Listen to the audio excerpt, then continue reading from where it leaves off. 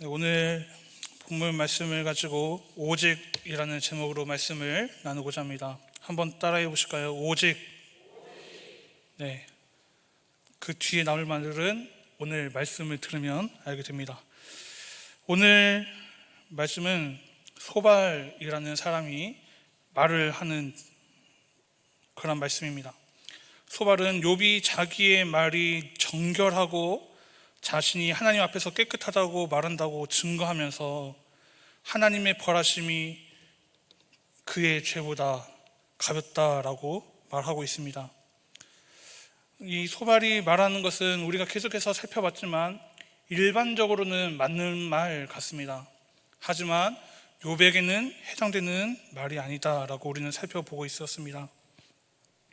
욥의 고난은 욥의 죄로 인한 고난이 아니었기 때문에 욥이 지금 당하고 있는 고난이 욥의 죄보다 가볍다라고 말하는 이 소발의 말은 옳다라고 할 수 없는 것입니다.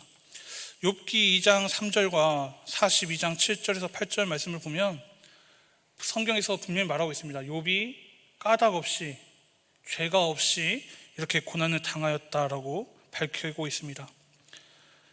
그러면서 오늘 말씀의 중요한 건 무엇이냐면 우리 사람은 하나님의 지혜를 알 수 있는 사람이 한 명도 없다라는 것을 중요하게 말하고 있습니다. 하나님의 지혜와 지식을 알 수 있는 사람이 없고 하나님의 섭리, 하나님이 섭리하시는 일을 알 수 있는 사람이 없다라는 것을 말하고 있습니다. 그리고 하나님이 어떤 목적을 가지고 어떤 뜻을 가지고 우리에게 어떠한 일을 행하시는지 알 수 있는 사람, 예측할 수 있는 사람은 아무도 없다라는 것입니다. 말씀을 몇 군데 살펴볼 텐데요. 먼저 구약 말씀을 찾아보려고 합니다. 시편 145편 3절 말씀 한번 읽어보실까요? 시작. 여호와는 위대하시니 크게 찬양할 것이라 그의 위대하심을 측량하지 못하리라.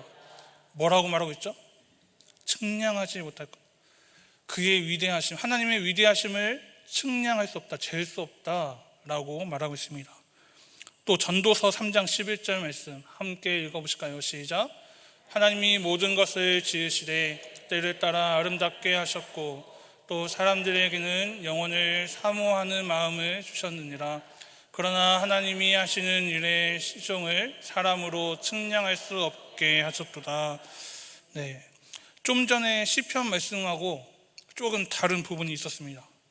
눈치채신 분 계십니까? 노란색으로 표시를 해놨는데 측량할 수 없게 하셨다. 시편에서는요, 측량할 수 없다. 측량할 수 있는 사람이 있고 없는 게 아니라 아예 처음부터 측량할 수 없게 하셨다라는 겁니다. 사람이라면 모두가 다 하나님의 뜻을 깨달을 수 있는 사람은, 알 수 있는 사람은, 예측할 수 있는 사람은 아무도 없게 하셨다라는 것입니다. 또 전도서 8장 17절 말씀 한번 봅시다. 함께 봅시다. 시작. 또 내가 하나님의 모든 행사를 살펴보니 해 아래에서 행하여지는 일을 사람이 능히 알아낼 수 없도다. 사람이 아무리 애써 알아보려고 할지라도 능히 알지 못하나니 비록 지혜자가 아노라 할지라도 능히 알아내지 못하리로다. 여기 보면 애써 알아보려고 할지라도 능히 알지 못한다. 비록 지혜자가 아노라 할지라도 능히 알아내지 못한다. 아무리 지혜가 뛰어난 사람이 내가 알아낼 수 있다 라고 말을 한다 해도 알아낼 수가 없다라는 것입니다. 이렇게 하나님이 하시는 일은 위대하고 우리가 상상도 할 수 없는 일을 하나님께서는 하고 계시고 또 우리를 통해서 이루어가고 계신다라는 것을 기억하시기 바랍니다. 구약에서만 이렇게 말하고 있는 게 아닙니다. 신약 말씀에서도, 신약 성경에서도 말하고 있습니다. 고린도전서 1장 21절 한번 보실까요? 시작. 하나님의 지혜에 있어서는 이 세상이 자기 지혜로 하나님을 알지 못하므로 하나님께서 전도에 미련한 것으로 믿는 자들을 구원하시기를 기뻐하셨도다. 자기 지혜로 하나님을 알지 못한다. 아무리 하나님을 내가 믿으려고 해도 하나님이 알게 하지 않으면, 깨닫게 하지 않으면, 믿게 하지 않으면 하나님을 알 수 없고 믿을 수 없다라는 것입니다. 로마서 11장 33절 말씀 한 절 더 보겠습니다. 함께 보겠습니다. 시작. 깊도다 하나님의 지혜와 지식의 풍성하며 그의 판단은 헤아리지 못할 것이며 그의 길은 찾지 못할 것이니라. 아멘.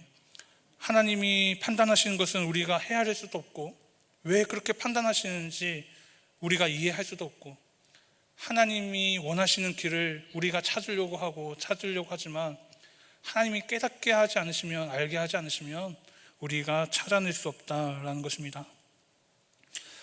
그래서 우리는 겸손해져야 합니다. 오늘 본문 말씀에서 2절 말씀을 보면 이렇게 말하고 있습니다. 말이 많으니 어찌 대답이 없으랴. 말이 많은 사람이 어찌 의롭다 함을 얻겠냐. 말이 많다라는 것은 스스로가 내가 아는 것이 많다라고 생각하기 때문에 말이 많은 것입니다. 내가 알고 내가 경험한 것이 많으니까 내가 말하는 지금 이게 맞다라고 여기고 말을 하는 것이죠. 하지만 그게 다 맞는 것은 아니라는 것입니다. 그렇기 때문에 겸손해져야 됩니다. 신앙의 연수가 많아지면 많아질수록, 우리가 믿음 생활을 하면 할수록, 배우는 게 많아지면 많아질수록 겸손해져야 됩니다. 왜냐하면 우리가 말씀을 쭉 살펴봤지만 하나님이 하시는 일을, 하나님의 뜻을 우리는 아무도, 그 누구도 알 수 없기 때문입니다. 다만 우리가 알 수 있는 것은 성령님께서 깨닫게 하셨기 때문에 알게 되는 것입니다. 우리가 말씀을 이렇게 똑같이 듣고 있지만 어떤 사람은 깨닫는 사람이 있고 어떤 사람은 깨닫지 못하는 사람이 있습니다. 그것은 성령님의 역사입니다. 또 어떤 분들은 이렇게 말합니다. 아니, 전도사님이 내 얘기를 어떻게 알았지? 내 상황을 어떻게 알았지? 그리고 어떻게 저렇게 설교를 하지? 그러면서 놀라시는 분들이 있고, 또 어떤 분들은 나 들으려고 하는 소리 아니냐고, 설교를 저렇게 하면 되냐고 안 되냐고. 그런데 그것은 분명히 성령님께서 하시는 일입니다. 제가 계속 이제 수요일하고 금요일날 말씀을 이렇게 목사님들이 돌아가면서 하는데, 새벽에도 돌아가면서 하잖아요. 설교를 들을 때마다 한 번씩 놀랍니다. 내가 지난번에 했던 설교하고 이어지는 말씀인데, 그런데 주보를 보시면 알겠지만 본문이 완전히 다르잖아요. 이것은 하나님의 뜻이라고 생각을 합니다. 하나님이 이렇게 어떻게 잘 맞춰가지고 우리에게 하시고자 하는 말씀을 하는 겁니다.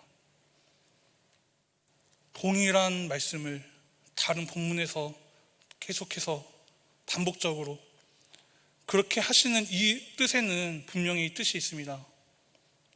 깨달아야 되는 사람이 있고, 들어야 되는 사람이 있고, 또 그 말씀을 통해서 위로받아야 될 사람이 있고, 힘을 얻어야 되는 사람이 있기 때문에 하나님께서 이렇게 사역자들을 통해서 우리에게 말씀하시는 것입니다.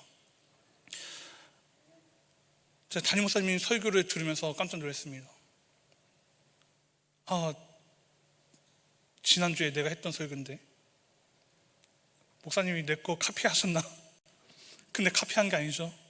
하나님이 그렇게 연결을 시킨 겁니다. 분명히 다른 본문을 가지고. 우리는 말씀을 들을 때 하나님이 나에게 하시는 말씀이구나, 이것은 목사님이, 저 전도사가 말하는 게 아니라 하나님이 하시는 말씀이구나, 뭔가가 내가 깨달아지는 게 있다면, 느껴지는 게 있다면 하나님이 나를 이만큼 사랑하시는구나, 내가 빨리 회개하고 돌아오기 원하시는구나, 하나님이 이렇게 나를 축복해주고 계시는구나, 우리를 통해서 하시고자 하는 그 역사가, 그러한 사명이 우리에게 있구나. 그렇게 우리는 깨달을 수 있어야 됩니다. 하나님은 우리가 무엇을 하는지, 어떤 마음을 가지고 있는지 다 알고 계십니다. 저는 이 자리에 앉아 계신 여러분이 지금 저를 보고 있지만 무슨 생각을 하고 있는지 알지 못합니다. 지금 머릿속으로 가스불을 켜고 왔나 끄고 왔나 생각하시는 분 계시죠? 집에 남편이 늦게 가면 혼낼 텐데, 잔소리할 텐데, 그런 생각 하시는 분 계시죠? 하지만 저는 모릅니다. 하지만 하나님은 다 알고 계십니다. 우리가 마음으로 짓는 죄도 생각으로 짓는 죄도 다 아십니다. 그렇기 때문에 우리는 하나님 앞에서 더욱더 겸손해져야 합니다. 오늘 이 말씀을 두 가지로 정리하면서 말씀을 마무리하고자 합니다. 첫째는 하나님의 징벌은 우리가 지은 죄보다 가볍다라는 겁니다. 우리가 어떠한 죄를 지었든지 간에 우리가 당하는 고난이나 그 죄의 대가는 너무나 작은 것입니다. 왜냐하면 하나님은 우리를 사랑하시기 때문입니다. 우리를 그렇게 작은 고난으로, 작은 벌하심으로 우리를 통해서 그 죄를 깨닫게 하시고 회개하고 돌아오기를 원하시기 때문입니다. 그렇기 때문에 우리가 고난을 당할 때, 어려운 상황 가운데 놓일 때 왜 내가 이런 고난을 당해야 되는지, 고통을 당해야 되는지 원망 불평하는 게 아니고, 도대체 내가 무슨 죄를 지었길래 나에게 이런 벌을 내리시냐고 하나님께 따지는 게 아니고, 내가 죄를 지었구나, 하나님께 분명히 무슨 죄를 지었구나, 하나님께 무릎 꿇고 내가 잘못한 게 무엇인지 알게 해달라고 구할 수 있어야 됩니다. 회개할 수 있어야 됩니다. 우리는 우리가 알게 모르게 짓는 죄들이 있습니다. 그렇기 때문에 우리는 더욱더 하나님 앞에 무릎을 꿇어야 되는 것입니다. 기도할 때마다 하나님 이거 주세요, 저거 주세요 구하는 기도만 하는 게 아니라, 하나님 알게 모르게 지은 죄를 용서해 주세요 라는 기도가 먼저 나와야 됩니다. 제가 유초등부 아이들을 담당하고 있을 때 아이들에게 하루에 5번 기도해야 된다. 아침에 일어나서, 밥 먹을 때, 그리고 자기 전에.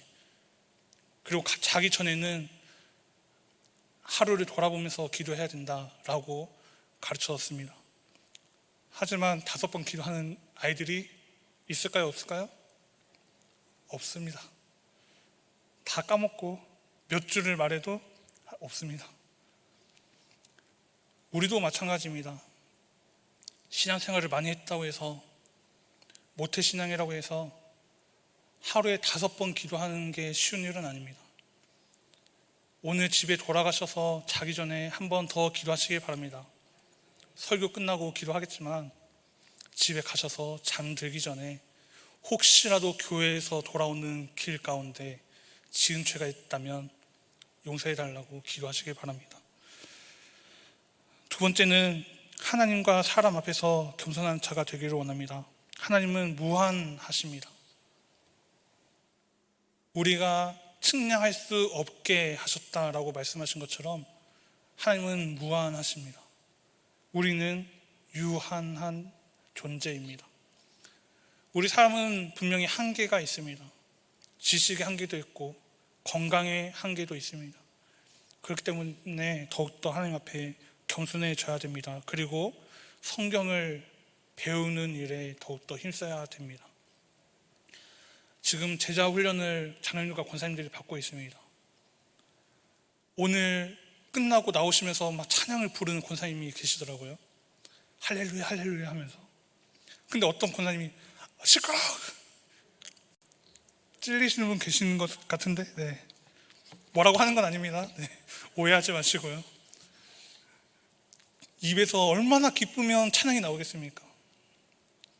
우리가 말씀을 듣고 또 배운다는 것은 너무나 기쁜 일입니다. 비록 몸은 힘들 수 있습니다. 시간을 내야 되고 또 앉아 있어야 되고 말씀을 읽어야 되고 들어야 되고 아 이거 아는 건데 라는 생각이 들 수도 있고 하지만 그 가운데에는 하나님이 주시는 은혜가 있고 기쁨이 있습니다.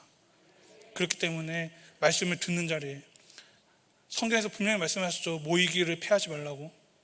교회에서 모임을 하면 적극적으로 모이고 또 이제 하반기에는 또 양육반을 개설해서 다른 성도님들도 이렇게 교육을 받을 수 있게 할 예정이라고 하는데 기대하시고 미리 작정하고 기도하시기 바랍니다. 그러면 분명히 하나님께서 주시는 은혜가 더욱더 클 줄로 믿습니다. 오늘 말씀의 제목이 오직입니다. 우리는 힘써야 되는 게 있습니다.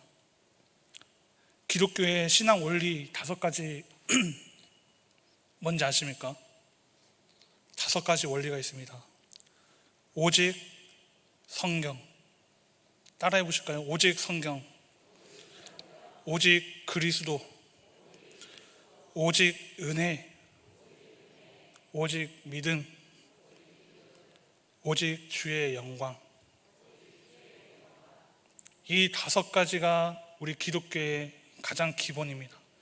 오직 성경, 오직 그리스도, 오직 은혜, 오직 믿음, 오직 주의 영광. 이것 5가지만 기억해도 오늘 설교를 다 들으신 겁니다. 이 5가지를 항상 생각하면서 내가 지금 하는 일이 말씀의 근거에서 옳은 일인가? 그리스도, 예수님이 보실 때 기뻐하시는 일인가? 하나님의 은혜가 있는 일인가? 믿는 자가 해도 되는 일인가? 주의 영광을 나타내는 일인가? 이렇게 5번만 생각하면 조금 더 죄에서 멀어질 수 있을 것입니다. 더욱더 하나님이 기뻐하시는 하나님의 자녀로 살아갈 수 있을 것입니다. 물어보면 기억 안 나시겠죠? 한 번 더 외우면서 한 번 더 따라해 보시기 바랍니다. 오직 성경, 오직 그리스도, 오직 은혜, 오직 믿음, 오직 주의 영광. 오직 주님의 영광을 위해서 살아가는, 끝까지 달려가는 저와 모든 성도님들 되기를 축복드립니다.